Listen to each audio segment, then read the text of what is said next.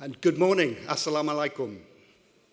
And thank you very much to Dana for that introduction. I think she's a great example of the sort of product of education that I want to talk about in my presentation this morning. As Dana said, I work for the Education Development Trust, and the Education Development Trust works on education reform programs around the world. We have expertise in three core areas. We look at systems, education systems around the world and how we can help to reform those systems. We look at school improvement individually and in groups, and we also have an expertise in careers and employability.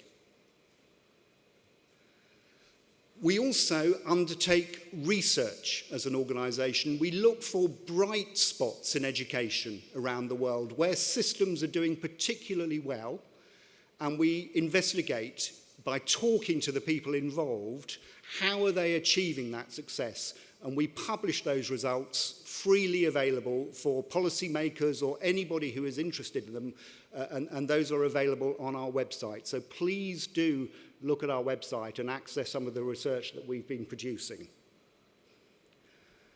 And drawing upon all our organisational experience, I want to ask a question in this session. How can schools help students to develop agile minds, ready for the world of work in the 21st century? Now, this really matters. All students must have the chance to fulfill their potential. But around the world, there are too many students who are denied this opportunity. And in order to make sure that every single student is able to fulfill their potential, schools need to have a multifaceted response. Core academics are actually really important. They are the basis for any student's learning. You need to have those core academic outcomes, but you also need to have a broad curriculum, and you need to develop life and character skills. You also, though, need a systematic approach to work and career themes within the curriculum, and you need to provide specialist careers guidance, particularly for older secondary school children. Student life chances and their future earnings, their contribution to their countries, depend on cognitive learning in literacy, numeracy, and scientific understanding. And that learning is absolutely foundational. Unless you build those foundational skills, you're not able to develop the other characteristics that are necessary. It's a precondition of an agile and effective workforce. And it's really important that teachers use engaging pedagogical methods to really engage the students in these areas. And I know a lot of the subjects, the discussions at this conference, are about engaging with really interesting, positive pedagogical methods to really engage students. Need to make sure that we have personalised assessment and to make sure that students are really proficient in these core skills as the foundation for their learning for the future. But doing well in maths and literacy on its own is not enough. 20th century jobs also require workplace competencies such as creativity and teamwork, and key character qualities such as resilience and initiative. And any school needs to be able to provide that full range of support for students. Core academics only take you so far. Students need a rich and broad curriculum to develop their talents, their self-esteem, and their life skills. And research shows that a variety of different subject areas, such as drama, music, sport, can really make a substantial contribution to the key work-related areas around confidence, resilience, teamwork, leadership. There was a survey carried out in the UK a couple of years ago where 1,000 businesses were asked some key questions about what they want, what characteristics they want from pupils that have graduated from school. And they were asked to compare the academic qualifications of young people with the life skills such as confidence, self-control, motivation, coping with stress, etc. These are the results of that survey. And if you look at the bottom there, academic qualifications are more important than life skills. Only 5% of employers said that academic qualifications were more important than life skills. If you go up from that, life skills are more important than academic qualifications. 30% of employers actually said that the life skills were more important, although the majority, 64%, said academic and life skills are equally important. And that's a really important measure of the importance and value of not just those academic skills in terms of the employability of our young people once they leave school. In 2015, the World Economic Forum republished a report analysing the different components of 21st century skills, looking at what they call the foundational literacies, the competencies, and the character qualities. And as you can see, these three areas are made up of a series of important individual areas. Foundational literacies, as I've said, absolutely critical. Being able to read and write, to be able to understand numbers, but also to have scientific literacy, understand the basics of ICT, understand the basics of financial literacy, and culture and civil society. Those are foundational skills, foundational literacies that every student needs. Given that foundation, you can build competencies and character qualities. And those three combinations equip our children to really make a difference in the world once they have graduated from school. The good news is that we know that competencies and character qualities can actually be taught. They're not just inherent in individuals. Good schools, good systems can actually teach the children in those schools the character qualities. And outstanding schools have known this for a long time, and indeed Dana was a great example of going to a school that really did emphasise those character qualities over and above the academic skills that students need. And we need to teach children to be resilient and to develop these skills such as teamwork and leadership as a fundamental part of how we develop them for the 21st century. This is a slide of students from a government school in England taking part in a debating competition. In the UK, these sort of activities have traditionally just been part of private education, but there is a growing recognition within the state system now that these sort of skills, these sort of experiences are a critical part of developing students for the future. And more government schools now understand the need to develop self-confidence, communication skills, resilience as part of the curriculum that they're delivering. There is strong evidence indicating that schools that explicitly focus on social and emotional learning within the curriculum allow their children to do better. It's not just an add-on, it has to be an explicit focus on what the schools are trying to achieve. And the interesting thing about that is, it doesn't just improve the overall performance of the children, it also helps to improve their academic performance as well. So the two things are not separate, they're together.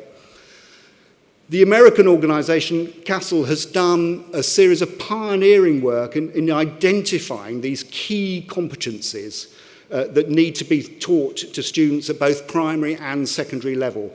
And they've characterised them in a slightly different way, but it's describing exactly the same approach to really make sure that the children are equipped for the world of work in the 21st century. It's about self-management. It's about self-awareness. It's about responsible decision-making. It's about relationship skills, being able to communicate effectively, being able to work in teams effectively, and it's about social awareness.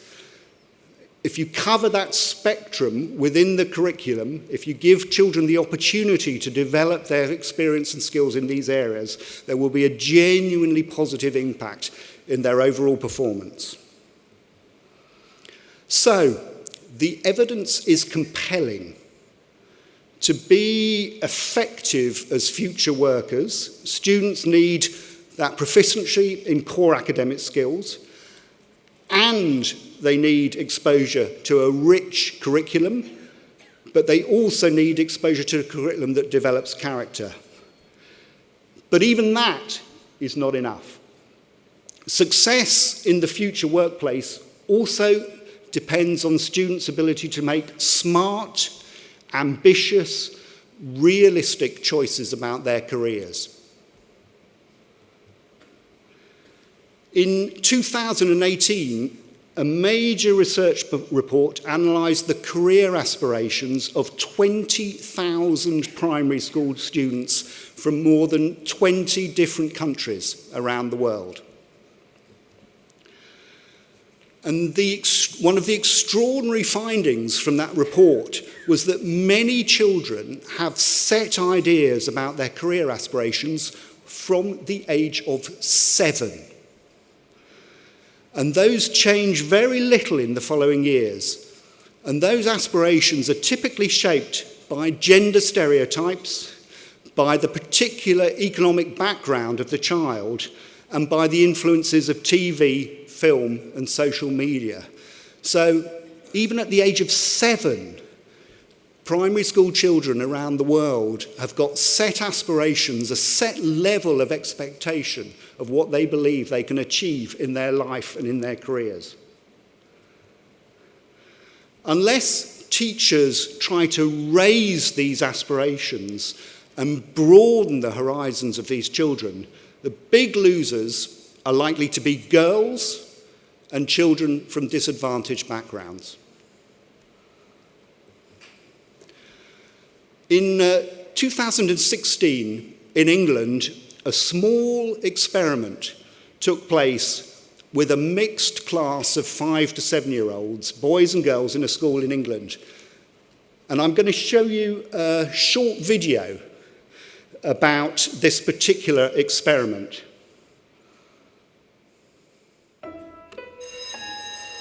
This afternoon, we're going to draw people doing different jobs. And the first job we're going to draw is a firefighter. Have a think in your head what a firefighter looks to you. What's your firefighter called? Mine's called Firefighter Gary. Firefighter Stan. Firefighter Simon. He's big and strong. He's got a big helmet on. That's brilliant, isn't it? Next, we're going to draw a surgeon. Have you thought of a name for your surgeon? Jim Bob. Jim Bob. He's a brain surgeon. I think he would wear a stethoscope. He gives you medicine. That's his ambulance. OK, next, we're going to draw a fighter pilot. This is his jet plane. He rescues people. He likes to do stunts in the air and stuff. OK, now, who would like to meet these people for real? Yeah!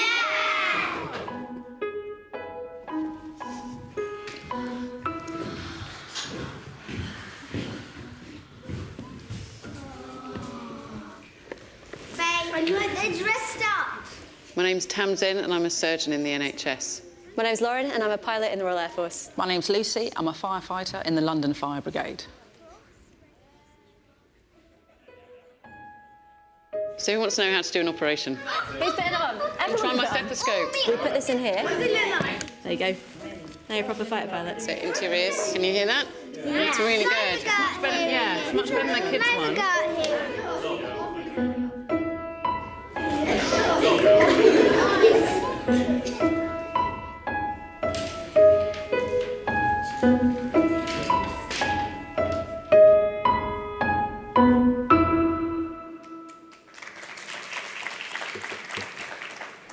So, as they said there, out of 66 pictures that those children drew of those people in those careers, 61 drew pictures of men, and only 5 drew pictures of women.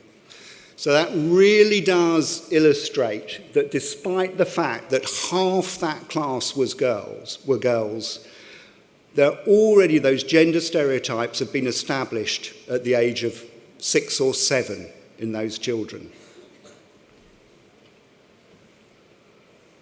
And it's really interesting, only 1 chose to draw a firefighter as a woman. So, if you teach primary children, do you show girls and boys that women can do many of the jobs traditionally associated with men? Do you try and generate ambition and aspirations from talented students from disadvantaged backgrounds? Do children have the chance to meet inspirational role models from different occupations? Young children really do need to find out about the world of work. They really do need to have their horizons expanded. They need to be given the information and the opportunity to really learn about the possibilities that they have.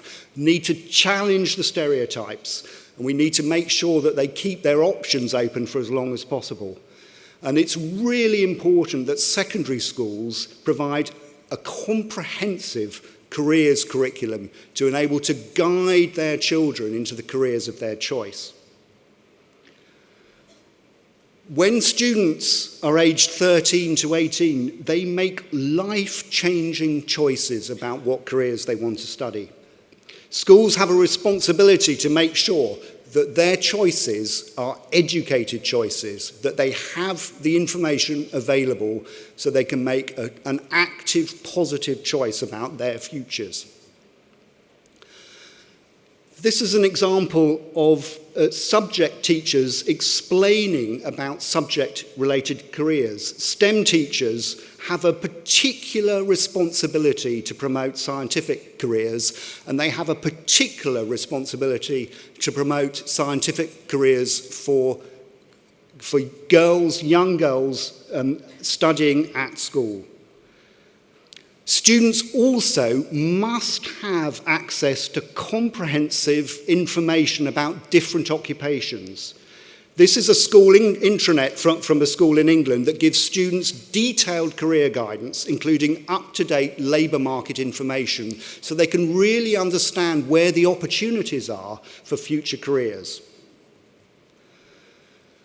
It's really important that schools bring in people from different positions, different employer organisations, so that they can actually meet people, understand about the roles, the jobs. And again, this is an example of a careers fair at a school where students have the chance to interview professionals from many different occupations to expand their understanding of the choices that are available to them. Students receive coaching at this particular school on key transition skills, such as how to do a job interview, how to write a CV effectively. And in this example, community volunteers from the community around the school are coming into the school and giving the children practice at job interviews. And also at this school, students are given the opportunity to visit different universities, different colleges, and get a taste, get an understanding of what it's like to study beyond school. Work experience, short work-based internships can be a really important way of giving students a genuine understanding of the sort of careers that they're looking for, and particularly important for disadvantaged students so that they can expand their career horizons, really understand that there are different opportunities available to them. And at this particular school, every single student receives one-to-one guidance with specialised staff to make sure that they have access to the information that they need to make that genuine choice about their future. I'm going to finish by just telling the story of Brampton Manor School. This is a state school in the London borough of Newnham, which is one of the poorest parts of London. Half of all the students at that school receive a state-funded school lunch because of the poverty in their families. But this school takes careers education particularly seriously. Brampton Manor School insists that clever, disadvantaged students should have the highest possible aspirations for their futures. Students are mentored by volunteers. Volunteers come in from leading accountancy firms, leading law firms, so that they can open the horizons of the students at the school. In year 12, there's a special job experience program, particularly focused on girls, and particularly giving the opportunity to understand about STEM careers and careers in technology. Students considering medicine are mentored by a leading consultant physician. In this year, just 2 months ago, January 2019, this school announced, to the astonishment of the world, that 41 students from this school in one of the poorest parts of London were accepted for degrees in Oxford or Cambridge. This was more than any other school in England, except for the famous public school, Eton. So, the Brampton Manor story is inspirational. It's a government school in a poor part of the UK. It shows how great teaching, great foundational teaching, great character learning, and great careers education can transform the life chances of children and break the link between poverty and achievement. So, if we want our children to lead purposeful lives, if we want them to deliver their full potential, if we want them to be active in their local communities, if we want them to make a real contribution to their country, we have to focus on those three core areas. The academic literacies, the foundation, is really important. The 21st century life skills, the resilience, the leadership, the communication skills are really important. But we also have to expand their horizons, give them the real opportunities to understand the career possibilities for them and make sure they get their chances to follow those aspirations. So thank you all very much.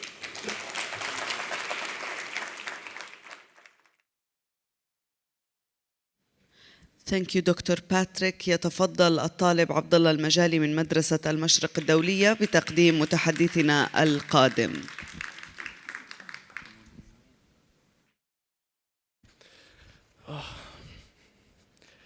Distinguished guests and respected teachers, it is truly my honor to be here today.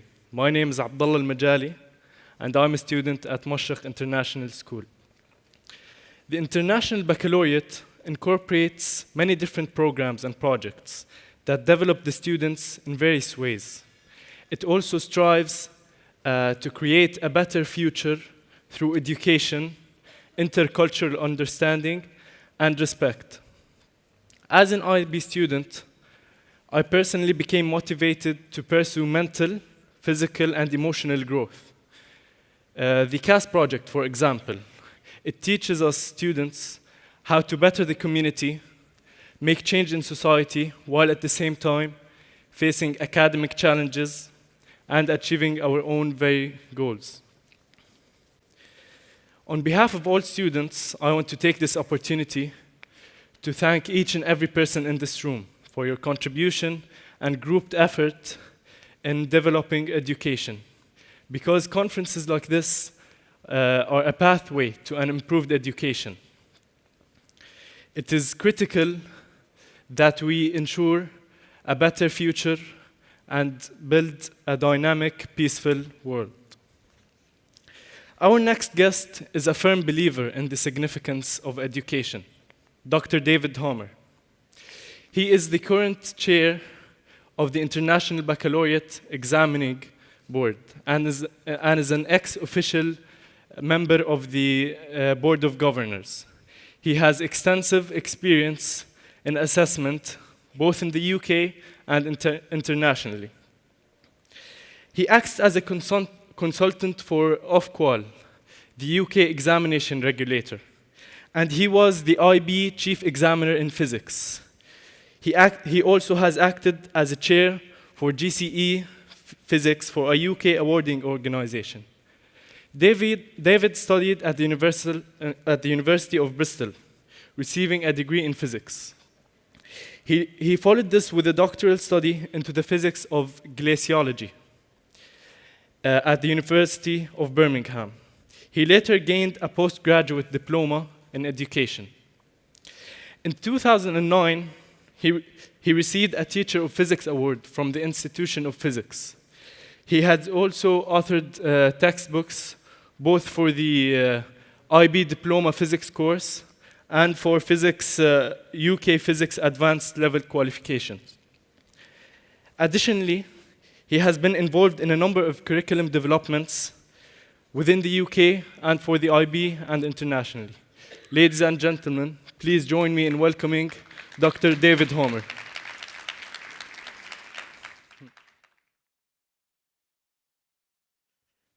Thank you very much. Thanks.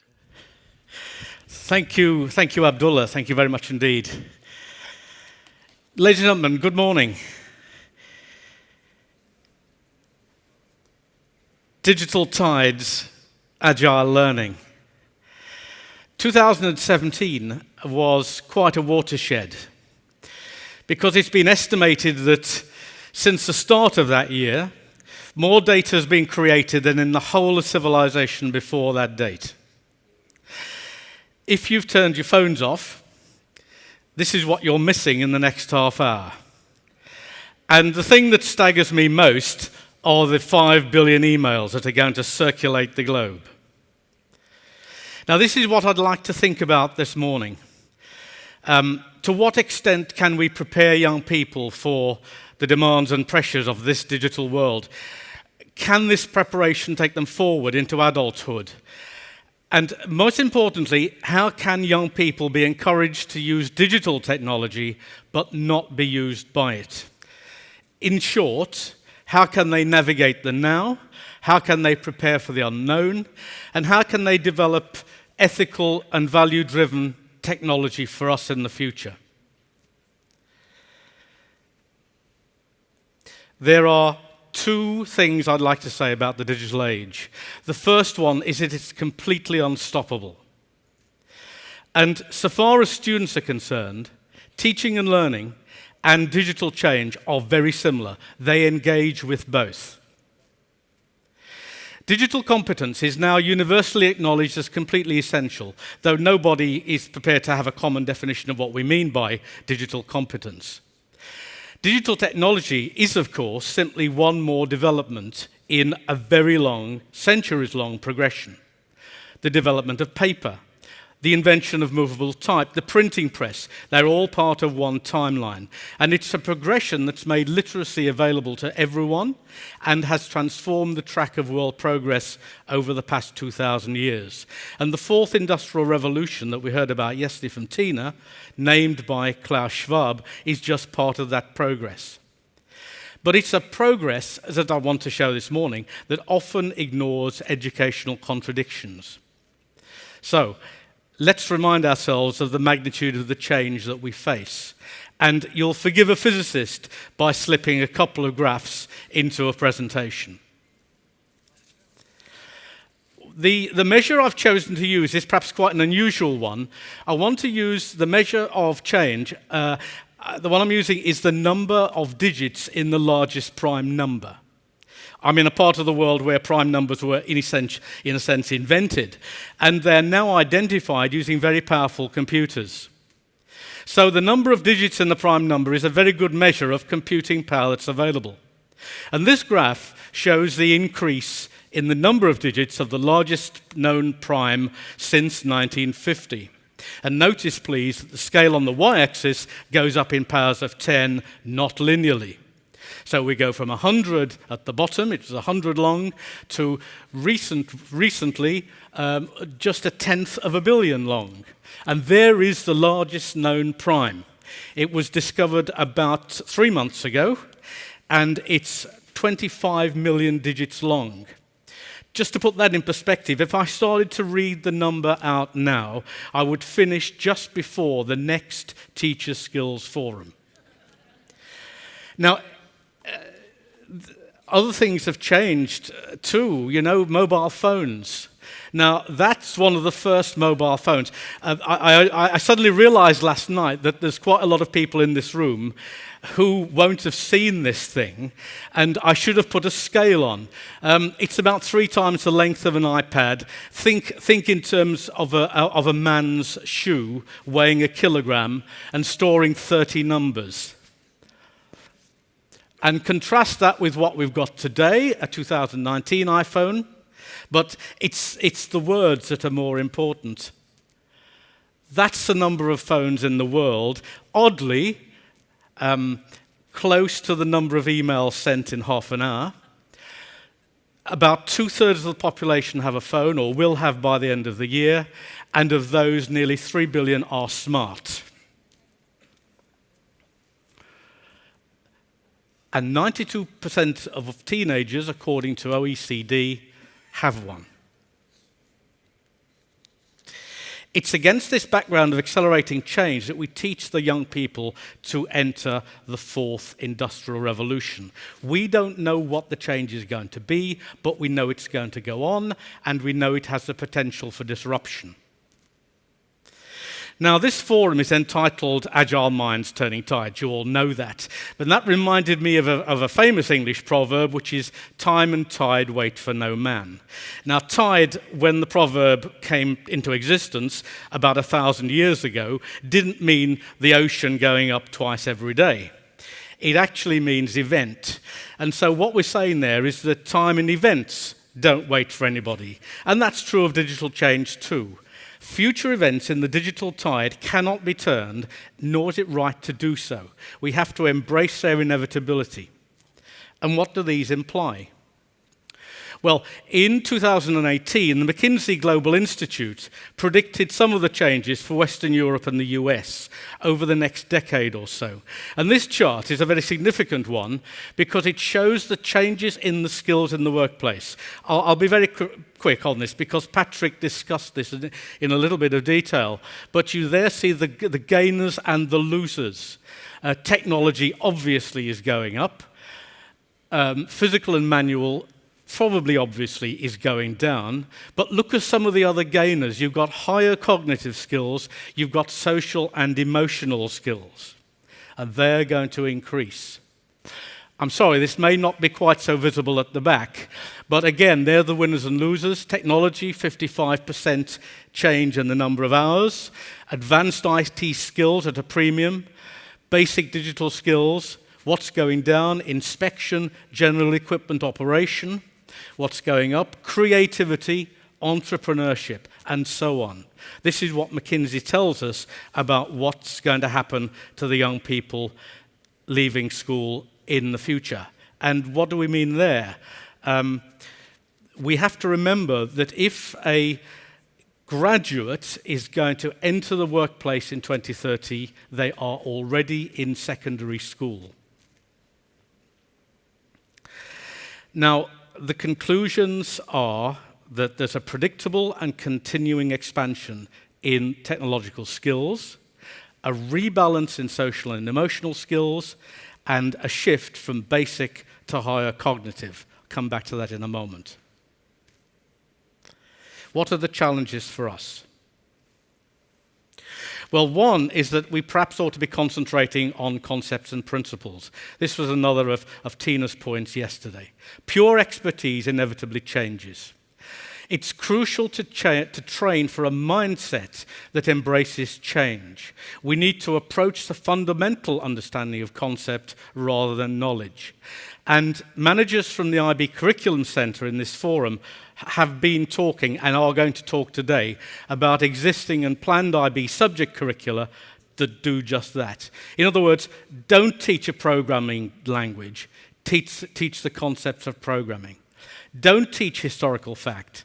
Teach the principles of historical research and how access to a digital archive makes this accessible. In a paper that he called The Paradoxical Future of Digital Learning, Mark Voshar exposes 3 paradoxes for the management of learning for a digital future. He calls these the what, the how, and the where. The what paradox is a tension between what I've called informational, and he calls informational language. And he points out that until you can work with that in a digital sense, you need the traditional skills of reading and writing to begin with. It's pretty obvious, but often forgotten. His how paradox addresses a different tension between autonomous and mentored learning. That's to say, the teacher as a guide and a mentor versus the teacher as an information deliverer. The paradox is that to become an effective autonomous learner, you have to have initially a high degree of personal mentoring and instruction in how to learn autonomously. So, ladies and gentlemen, you'll be glad to hear you're not going to be out of a job just yet. And this is illustrated by partial failures in some early learning projects. These were designed so that students could work together across the globe, sharing digital scientific data after its collection.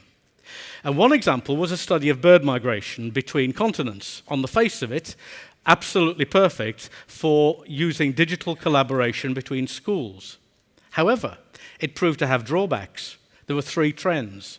First of all, the students uploaded the data but didn't download any. Second, they hadn't got a clue how to evaluate the data. And third, the interaction between the children in the associated online forum was all about personal and social issues, not about the science that they were working on. In other words, the network had become a rather elaborate and expensive Facebook. The best science occurred when the strong teacher-mentor worked face-to-face with her students, not when technological proficiency pretended to be learning. The final paradox, where, features the tension between learning in school and out of school. In-school work tends to be directed, focused, mentored. Out of school can be haphazard, culturally dependent, and resource-driven. I know a number of you have been to Joel Adams' sessions and seminars in this forum, and things he's written about this include young people valuing the aspects of their education that involve informal learning. Things that happen outside the classroom, in the hallway, in the media centre, as they work with others. Youngsters enjoy experiential learning. But the challenge for the modern teacher is to harness the best of this, the teamwork, the social empathy, the cultural empathy, and so on, to a formal learning structure. The final message is that fundamental shifts in the teacher's role are not likely to be beneficial in either the short or the medium term. More effective are digital approaches that scaffold the skills of conventional literacy and allow access to new literacies without discarding the old. In summary, evidence suggests that effective teaching for a digital future involves personal guidance, a pupil-mentor relationship, and links between in and out of school learning. It's just too simplistic to say that digital literacy conflicts with the old literacies. Discarding traditional roles isn't going to succeed, and digital literacy must encompass all learning, all subjects, and all levels of education, whatever their focus. One natural response is to demand more sophistication in classroom technology. Voshar suggests this is a poor solution. While it's an aspiration to have better kit in your classroom, it doesn't solve the intellectual and developmental needs of the learners, and it can obscure student needs as well, the bird migration exercise. Pace of change allows only the wealthiest schools to keep up, and in any event, young people are usually ahead of their teachers, and in my experience, well ahead of them in using the latest devices. And let's not forget social media. They present serious challenges to the young. It's essential for us to prepare them for those challenges. And we need to have a hard care for the realities of the workplace they're going to go into. So, as teachers, we should remind ourselves about what we know of the learning process and what educationalists can tell us about it. In other words, how should the processes of learning be applied to preparation for the fourth industrial revolution? As a species, we don't physically adapt at a rate that matches the growth of things around us. Fortunately, we do mentally. Teachers have to capitalize on changes in attitude and skill and thought to prepare the young people appropriately. And to help us in these tasks, we perhaps should be looking back at some of the learning taxonomies that have appeared over the past 60 years. One of the most influential has been the one due to Bloom. His 1948 model is developmental, and it focuses on the task that the student undertakes. And it suggests that a cognitive demand increases going from pure acquisition of knowledge through a series of increasing skills to the very highest levels. And Bloom regarded the highest levels in 1948 as being synthesis and at the top evaluation. Now, this was subsequently modified by Bloom and by Anderson in the 1990s by adding another step right at the top. He amalgamated analysis and synthesis and recognized that they were similar. Since then, there have been further suggestions. Later, authors and commentators have suggested that there's equal weighting for analysis, evaluation, and creativity. And I have to say that for me as a science teacher, that sits very comfortably, because you can see 18-year-old scientists analysing and evaluating. They find it much more difficult, obviously, to do the true creativity in science. But in short, what we're saying is, from the taxonomy, to understand, we must recall; to apply, we must understand; and to analyse, evaluate, and extend the concept, we must be able to apply. There's another group which I want to use later this morning, and that's the SOLO taxonomy, which I think is probably less well known. SOLO stands for Structure of Observed Learning. And these taxonomies appear commonly in the context of educational assessment. That's because the focus is on student outcome. There are 5 levels. Pre-structural is the lowest level, where the student essentially works in a haphazard or simple way. Next is unistructural, where the student can focus on one aspect of a task. Moving on, the student works in a multi-structural way, where there are many relevant aspects, at least 2 or more. And then there's relational, where the student can finally begin to bring these all together into some sort of coherent whole. Finally, the top level in this taxonomy is extended abstract, in which there's further abstraction, which is generalized into a new topic or area. That's the one that some people, meeting this SOLO taxonomy for the first time, find the most difficult. Here's my second graph. This is an example of extended abstract thinking in action. So I'd like you to imagine a very able student who solved a mathematical problem in population growth. So without any predators, that's what's going to happen to a population. And the population growth rate is directly proportional to the number of people or things in the population. The student might well then realize that the mathematics applies to the growth of a nautilus shell, where the growth rate of the shell is proportional to the food intake. And they might do that. And it's that linkage of ideas and concepts that represents an extended abstract thinking.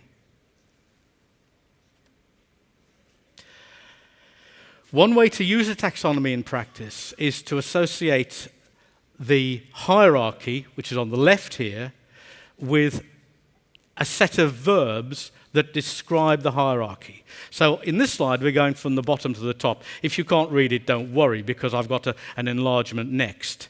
So there we are. At the bottom is remembering. I've cut some of the steps out. At the top is creating. And you can see that a student who works at the lowest level remembers, bookmarks, social networks, social bookmarks, Googles. The most able students at the top, they create, they videocast, they podcast, they direct, they broadcast. And you can always associate a set of verbs with the domain that you are thinking about. This leads to another evolution of the Bloom taxonomy, which is by Andrew Churches. And I'm going to return to his work in a moment. But these taxonomies give us strong lenses into what we mean by intellectual development. And they allow us to classify both the traditional skills and the digital skills at the same time. But as Patrick said, and as McKinsey showed, there are also personal skills that impact on young learners and they step into their digital future. And colleagues here from IB World Schools will recognize that image, which is of the IB learner profile, because I want to suggest that there is an additional lens that will help you to address learner needs. And I am sorry to colleagues from the World Schools because they will be completely familiar with this already. But my next lens is that of the IB learner profile. The profile has 10 attributes, and I'm going to describe them in a moment for those who don't know them. But I do want to address myself specifically to those of you from non-IB schools. The learner profile is a useful concept that extends well beyond the IB. You heard me described as the ex-chief examiner for physics. I never taught in an IB World School. IB chief examiners, for very good reasons, are not appointed from teachers who teach within the IB. But nevertheless, I'm absolutely certain that the colleagues I worked with throughout my career would have understood the learner profile, and I'm clear that very many of them lived and taught by it because it is such a good guide for any teacher, international baccalaureate based or not. Does this learner profile mesh well with the taxonomies I've described? Kate Bullock carried out an IB literature review some years ago and suggested that the 10 attributes of the profile, which I'll go through in a moment, are grouped into 4 aspects: the cognitive, the conative, the affective, and the cultural. And I want to define clearly what I mean by that. Cognitive aspects, I suspect we're all familiar with. They're the mental shifts that occur when a learner understands a new idea, a new concept, a new context. The cognitive attributes within the learner profile will be familiar to you all. They're the attribute of the thinker, the knowledgeable person, the reflective person. Conative is a little bit harder. It's the connection between knowledge acquisition and behavior. It's critical that an individual can engage successfully in self-direction if they're going to be effective learners. Now, schools think they're good at this. They help to shape children's perceptions of themselves. But we always have to recall that values at school and values at home may be different. And they also differ from the values in the virtual environment that modern children find themselves in. Whatever the setting, children are constantly internalizing values. Conation links to the enquirer and the principled attributes of the IB profile. Affective gets us onto safer ground again. By that I mean the habits and beliefs that define personality. These are attitudes acquired through experience that shapes responses and behavior. I think we'd all agree with caring and balance there. But the attribute risk taker needs a lot of care. I recognize that it's culturally difficult. And I would personally replace it with either the term resilience or with the term courageousness. It's about succeeding through failure. It's about the act of failing producing better learning. And finally, cultural aspects. Culture I'm going to define as the customs and practice that guide a particular group of people. It's very clear that the IB believes that this attribute is broader than the purely regional. And Kate Bullock assigned these attributes to it. Communicators can express themselves confidently and creatively in more than one language and in a good variety of ways. All learners must collaborate effectively and listen carefully to the perspectives of others. Good learners are open-minded. They critically appreciate their own culture, but also the values and traditions of others. They should seek and evaluate, high-level skill, a wide range of points of view. Good learners grow from the experience of learning. Now, what is clear to me is that these 10 learner profile attributes continue to have meaning within the digital domain. And I want to link the 10 learner characteristics to those of the extended digital Bloom list and to the solo taxonomy as well. And I want to show you that a single IB attribute can be broken down and viewed within the lenses of Bloom or Solo. Here, for example, is the link between the communicator attribute and the taxonomy, which was reported originally by Wedlock and Grow. Now, this is the low order end. And you see here are the skills with the communicator. On the left, you see a Bloom type taxonomy, remembering, bullet pointing, highlighting, bookmarking.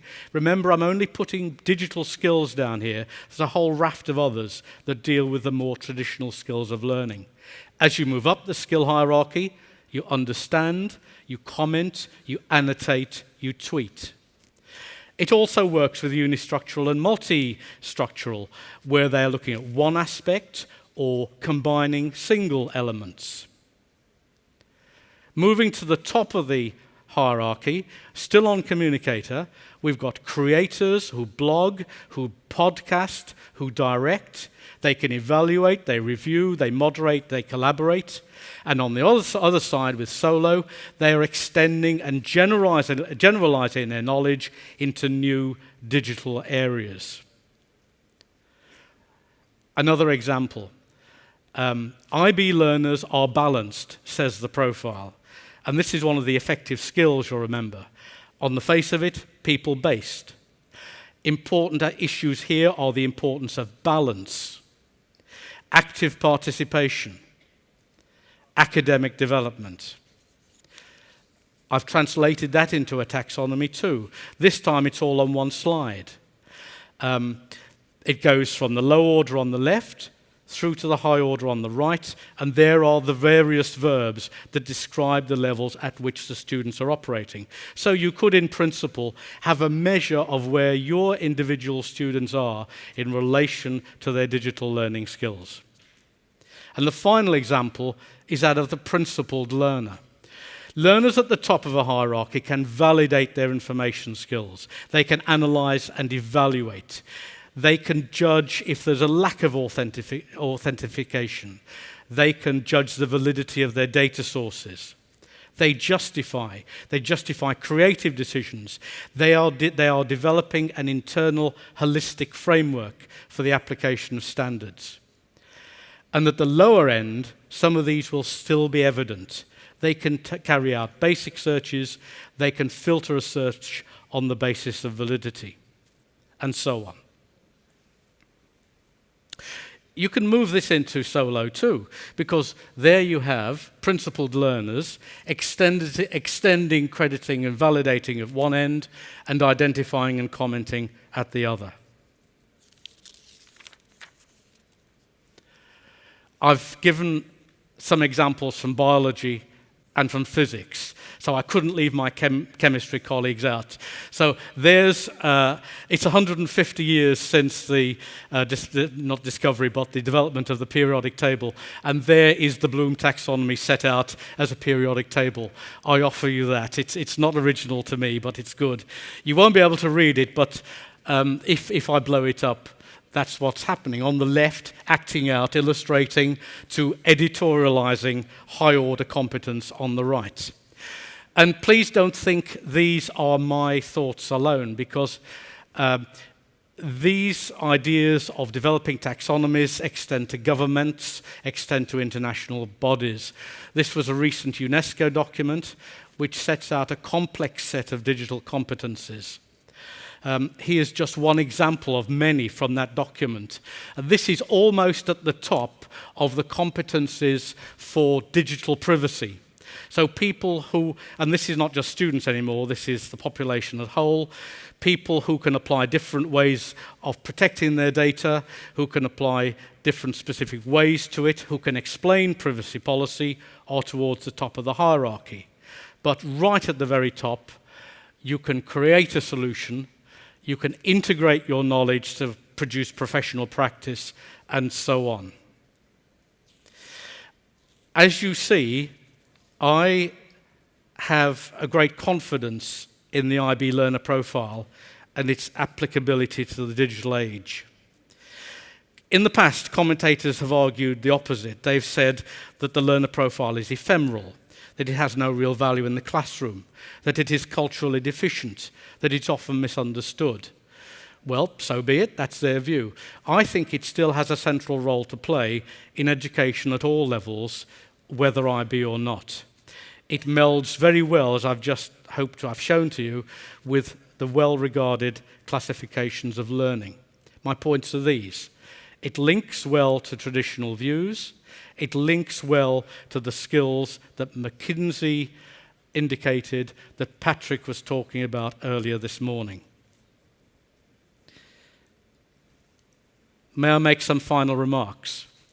What we need to do for our future generations is for them to be able to use technology in a beneficial way with understanding and creativity. They need to be agile. They need, above all, to be compassionate. As teachers, we're the agents who are best and well-placed to start them on their journey.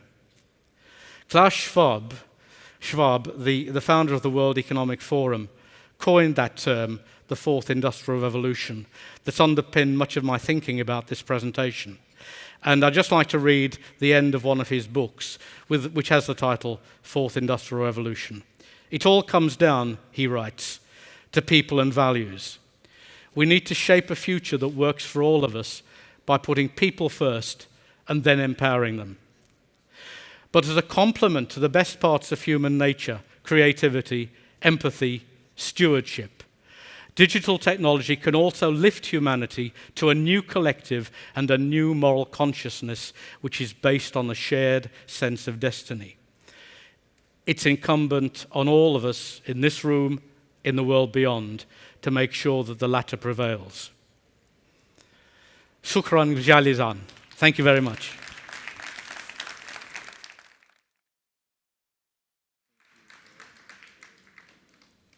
Thank you دكتور ديفيد. والآن تبدأ ورش عمل اليوم الثاني من الملتقى.